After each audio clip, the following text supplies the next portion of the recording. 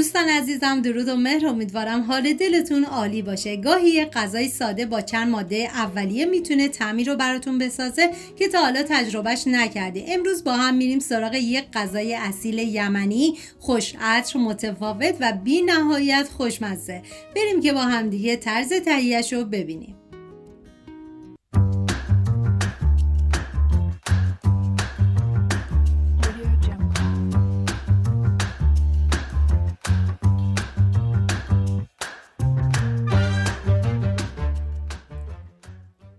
دو عدد پیاز رو به صورت نگینی ریز کنید. این غذا برای 5 نفر در نظر گرفته شده. شما به اساس تعداد نفرات باید مواد رو کم یا زیاد بکنید. من اندازه ها رو هم در طول ویدیو میگم، هم داخل دیسکریپشن نوشتم. این غذا هم با نون سرو میشه، هم با برنج که دیگه کاملا سلیقه‌ایه.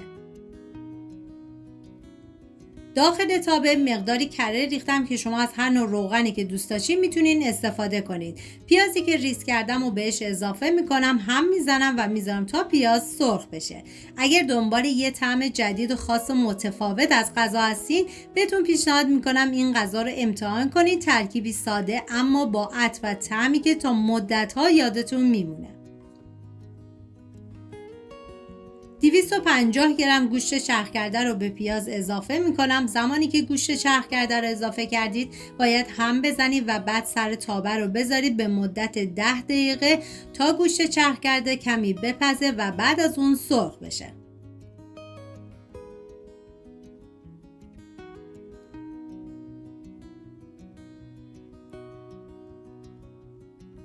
حالا توی این فاصله میریم سراغ بادمجون که نیاز به 4 عدد بادمجون داریم. پوستش رو بگیرید و طبق ویدیو ریز کنید. به هر روشی که راحت هستید تلخی بادمجون رو بگیرید. من بادمجونا رو ریختم داخل یه ظرف و مقداری آب و نمک بهش اضافه کردم و به مدت نیم ساعت گذاشتم کنار و بعد از نیم ساعت از آب نمک خارج کردم. بادمجون رو خشک کردم. بادمجون این غذا باید سرخ بشه که من گذاشتم داخل ایرفرایر. مقداری روغن اسپری کردم و با دمای 180 درجه به مدت 15 دقیقه. اگه ایرفرایر نداشتین میتونین بذارین داخل فر و اگه فر نداشتین باید بادمجون رو سرخ کنید و بعد از روغن جدا کنید. 4 حبه سیر رو با دنده ریز رنده کنید.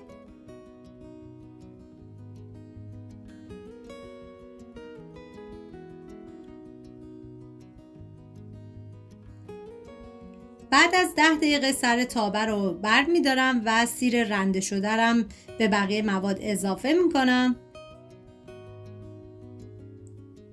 ادویه های این غذا شامل زردچوبه، پودر تخم گشنیز، آویشن، فلفل سیاه و نمک هستش. هم میزنم و میذارم ادویه ها تف بخورن، عطر ادویه ها آزاد بشه. ببینید نکته خیلی مهم، حتما باید از سیر تازه استفاده کنید. به هیچ عنوان پودر سیر رو جایگزینش نکنید و آویشن هم به هیچ عنوان هضم نکنید. و حالا توی این فاصله نیاز به 6 عدد گوجه فرنگی دارین که من به صورت نگینی ریز میکنم.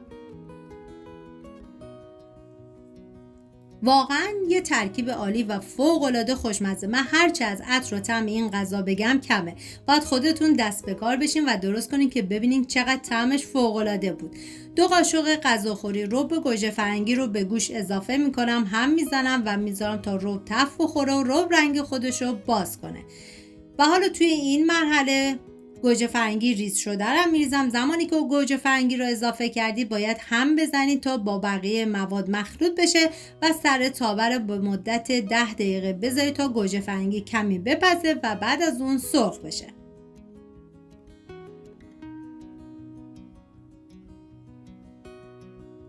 دو عدد فلفل دلمه‌ای که 1 عدد فلفل دلمه‌ای سبز و 1 عدد فلفل دلمه‌ای قرمز طبق ویدیو ریز کنید. و بعد از 10 دقیقه فلفل دلمه‌ای رو توی این مرحله به بقیه مواد باید اضافه کنید و هم میزنم.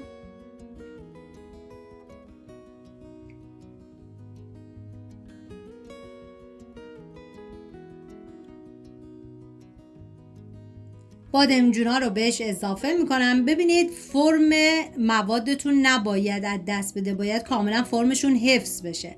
و بعد از اینکه بادمجون رو اضافه کردم نیاز به 6 عدد پیاز ریز داریم که توی این مرحله میریزم داخل تابه و نصف لیوان آب باید بهش اضافه کنید و بذارید به مدت نیم ساعت این غذا بپزه و جا بیفته. بیشتر از نصف لیوان آب اصلا اضافه نکنید که موادتون له میشه. من کمی جابجا میکنم و بهش زمان میدم.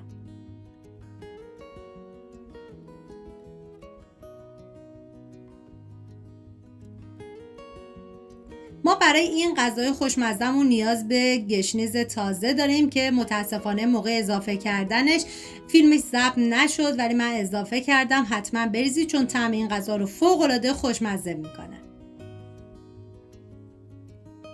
خب این هم از غذای خوش‌طعم امروز. سپاس که تا اینجا همراه من بودین. اگه این سبک غذاها براتون جالبه خوشحال میشم ویدیو رو لایک و کانال رو سابسکرایب کنید.